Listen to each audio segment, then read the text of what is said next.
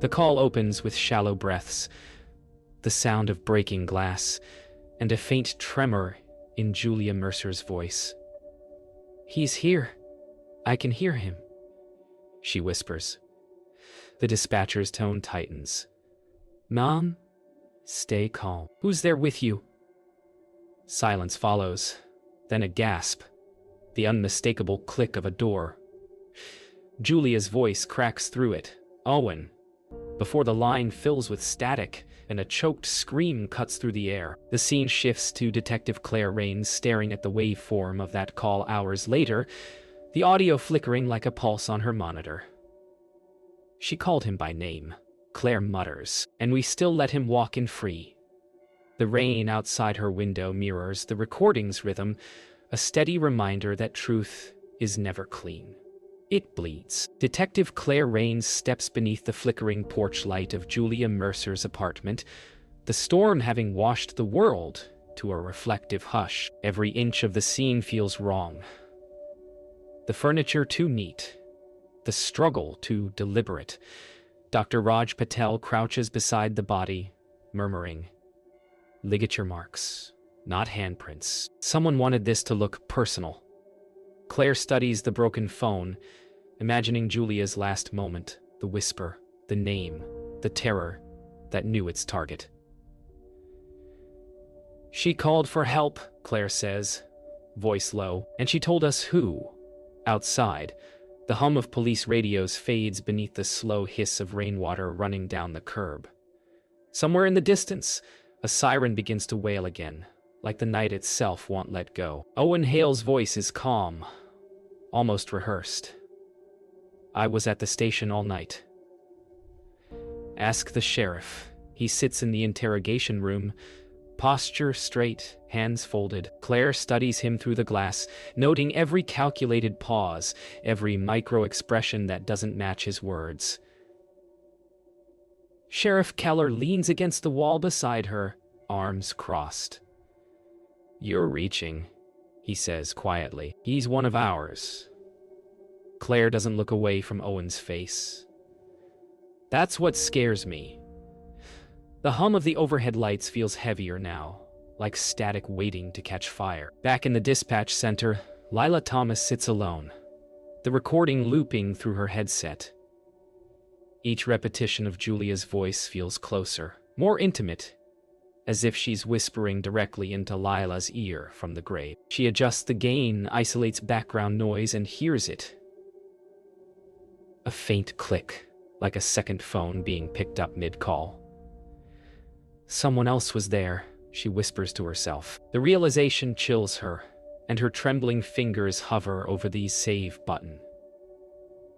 In that moment, her reflection on the dark monitor merges with Julia's trembling voice, a silent promise that she won't let it fade again. That night, Claire sits in her car outside the police station, engine idling, replaying Julia's call on her phone.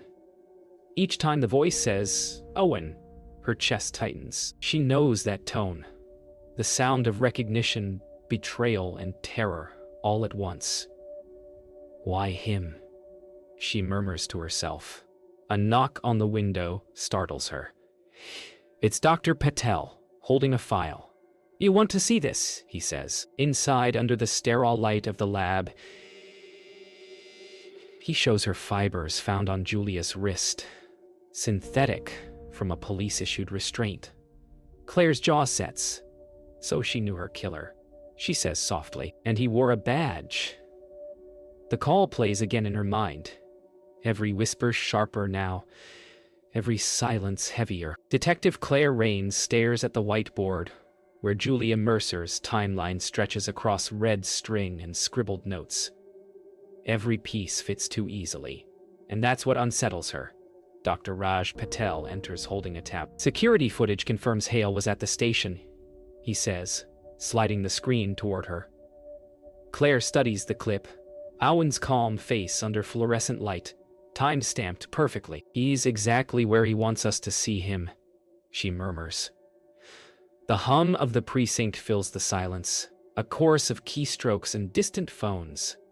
Claire's gaze hardens, Alibis can be built like walls, and walls are meant to hide something. At the sheriff's department, Owen Hale walks reporters through his shift log with polished precision.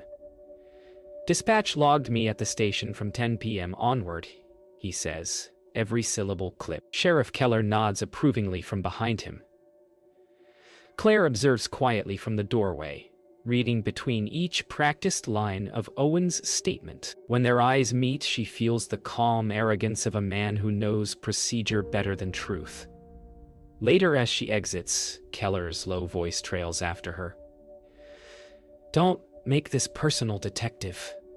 She doesn't turn around. It already is. Lila Thomas isolates background noise from Julia's 911 call. A faint, rhythmic pattern emerges. 3 metallic clicks, evenly spaced. She adjusts filters, her brow furrowed.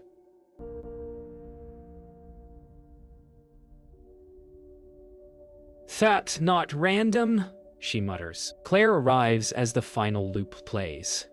Together they listen, leaning toward the speaker until the sound resolves into something recognizable. A mechanical keypad, the kind used on secure office doors. Lila's voice shakes. That sound shouldn't exist in her apartment. Claire straightens, pulse quickening. Then, someone was transmitting from somewhere else. Raj Patel recovers fragments from Julia's laptop.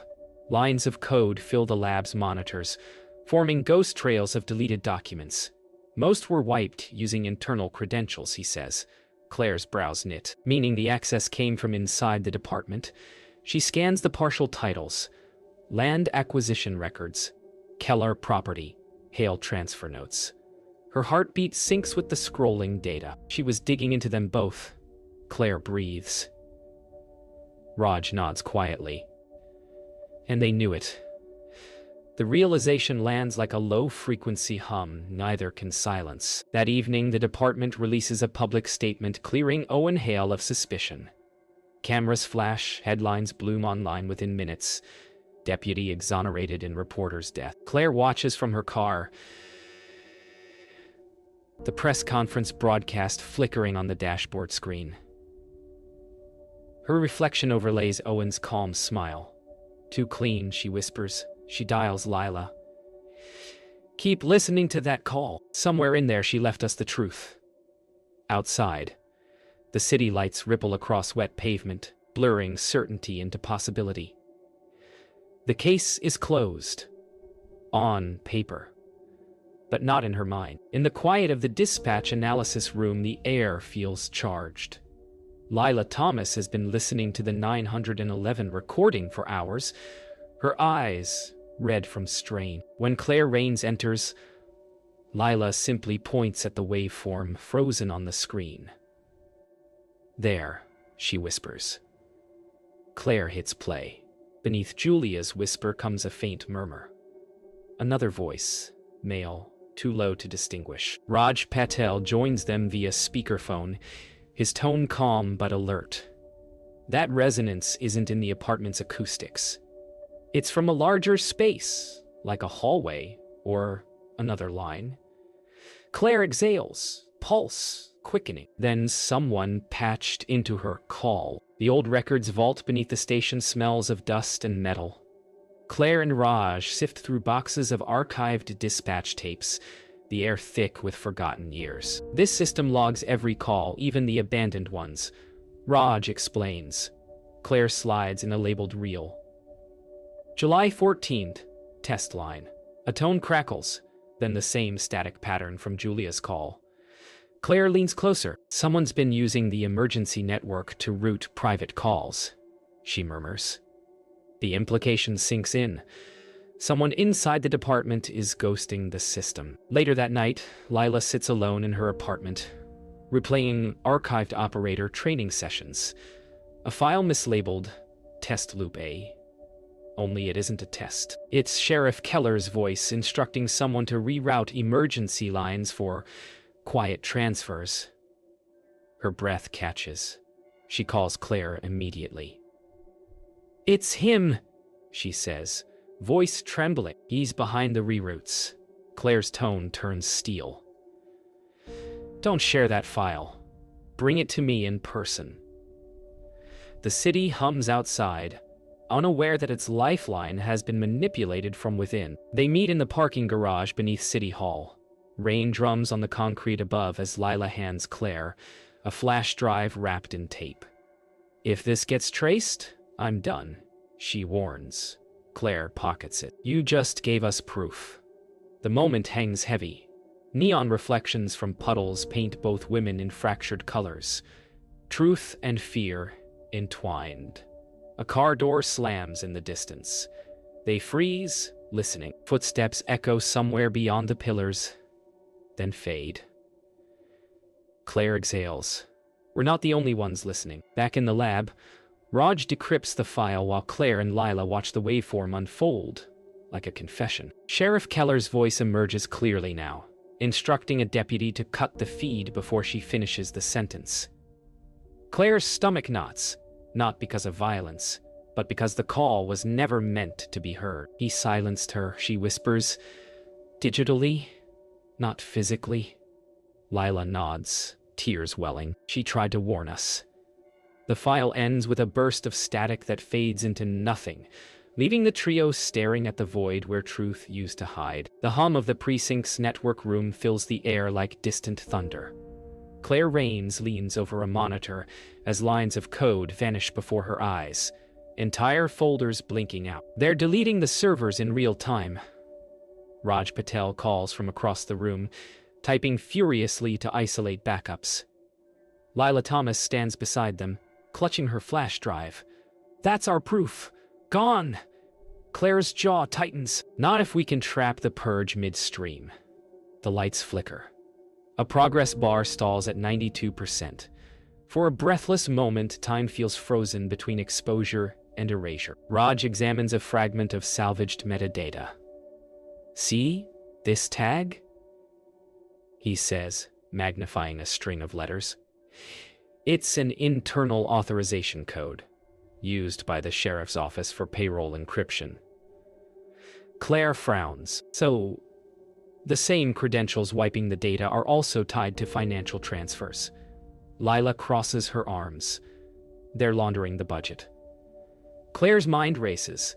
If they trace the code, they can expose whoever's diverting funds. Then we follow the money, she says. Raj smiles slightly. Digital footprints never really vanish. That evening, Claire meets an anonymous contact from City Hall in a downtown cafe. The man slides a sealed envelope across the table. Internal audit reports, he murmurs. They've been routing infrastructure funds into a shell foundation. Claire glances at the name printed inside. Mercer Trust, Julia's name. Her pulse quickens. Julia had uncovered the same fraud before her death. The contact lowers his voice. If you release that data, you'll take down more than one office. Claire leans back, coffee untouched. Then maybe that's exactly what needs to happen. As Raj and Lila prepare a secure backup, the building plunges into darkness. Emergency lights flare red. They've cut main power, Raj says calmly, connecting an external battery. Lila whispers, that can't be coincidence. Claire's voice crackles through their comms from her car. Stay online. I'm rerouting power from the grid relay. Sparks fly from a nearby outlet. Servers reboot one by one. Amid the chaos, Raj sees it. A new login attempt under Keller's credentials. Someone high-level is watching them in real time. By dawn, the system stabilizes. They've managed to save fragments. Enough to trace the Shell Foundation's transactions. Claire pins the recovered printouts on the board, each one a thread connecting public funds to private accounts. Every transfer signed by the same authorization code. Raj confirms. Lila exhales, exhausted but triumphant. Claire studies the chart in silence, then circles one name with a red marker. Keller.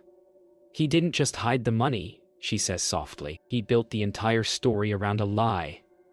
Outside, morning light floods through the blinds. a pale promise that the truth is finally surfacing. Morning headlines twist the story. Budget irregularities dismissed. Data breach blamed on hackers. Claire Rain stands at the news kiosk, jaw set. Lila calls from the precinct hallway. They're spinning it already.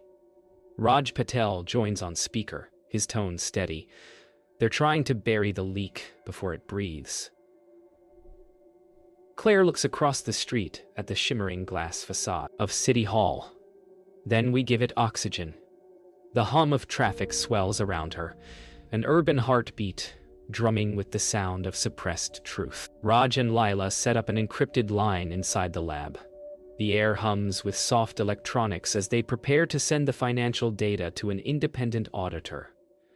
Once we transmit, they'll know it was us, Lila warns. Raj nods. Integrity isn't safe. It's necessary. Claire's voice filters through the speaker from her car.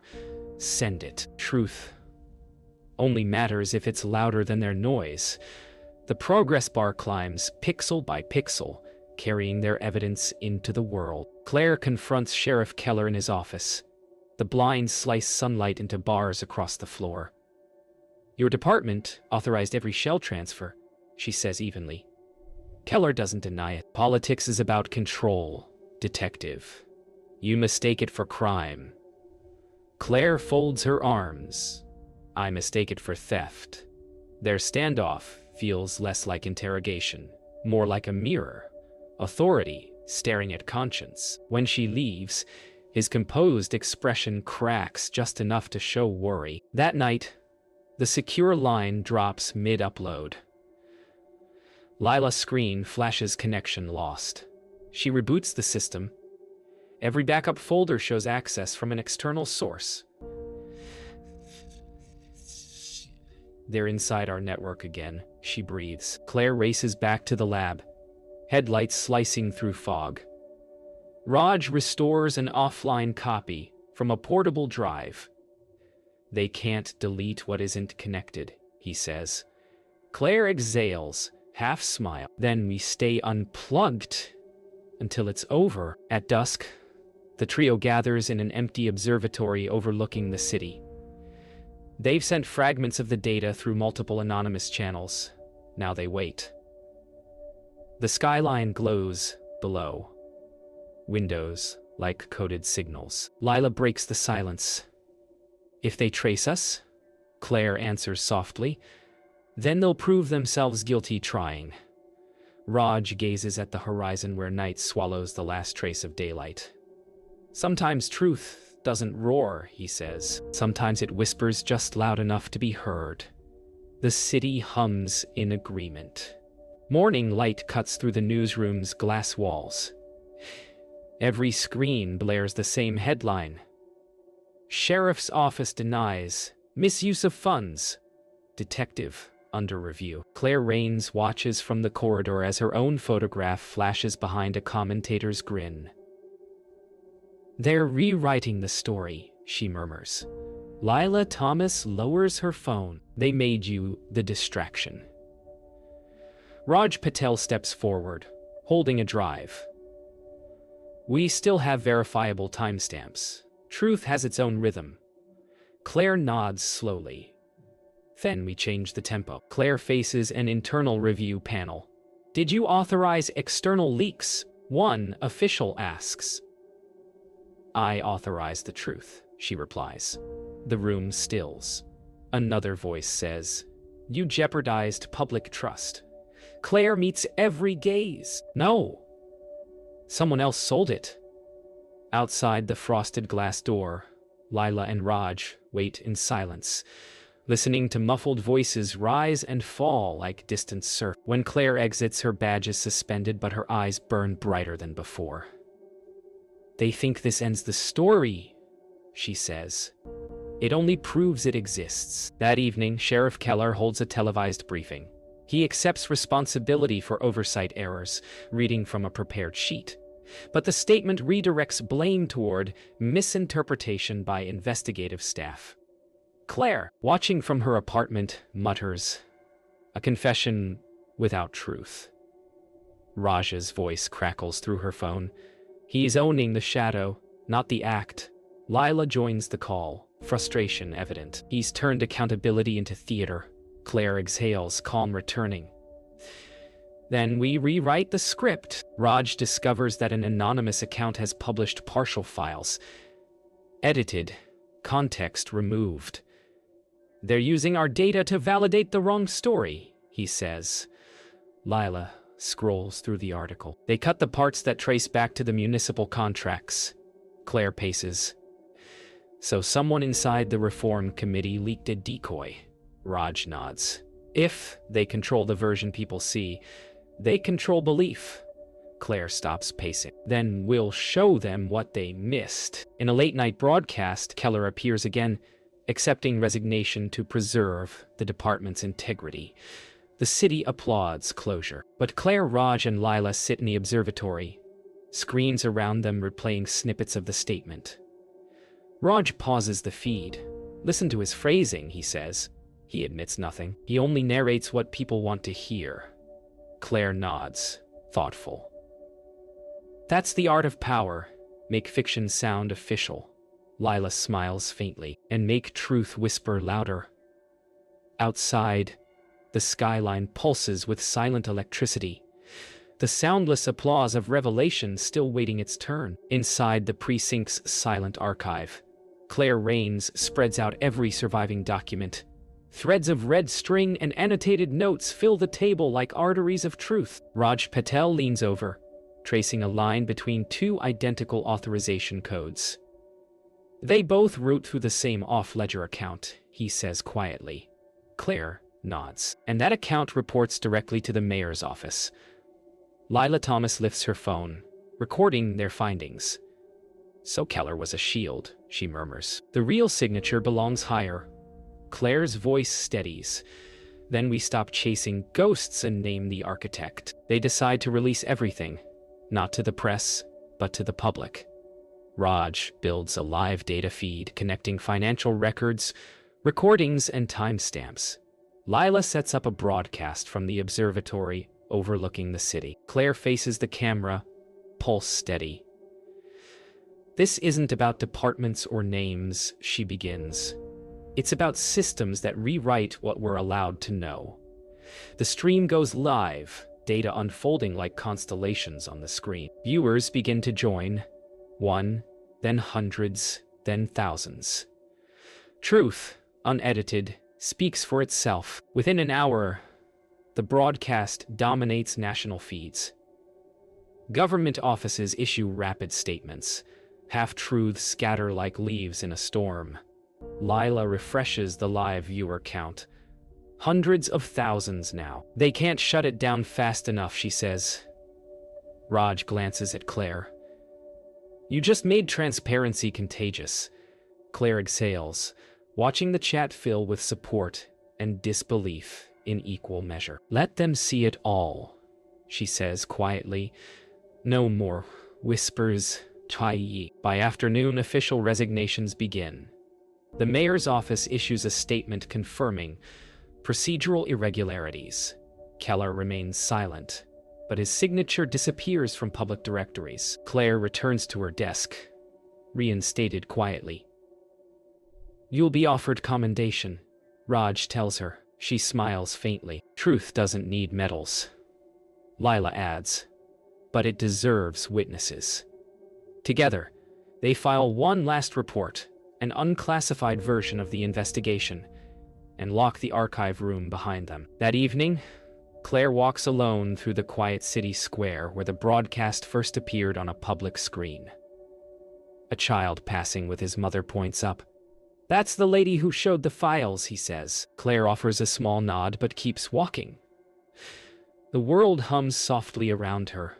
No applause. No accusation, just awareness. As she pauses beneath a street lamp, her reflection merges with the city lights in the glass facade of a closed newsstand. The name behind the name, she murmurs. It was never one person. She smiles faintly. It was all of us. Finally, listening. It was all of us, finally listening.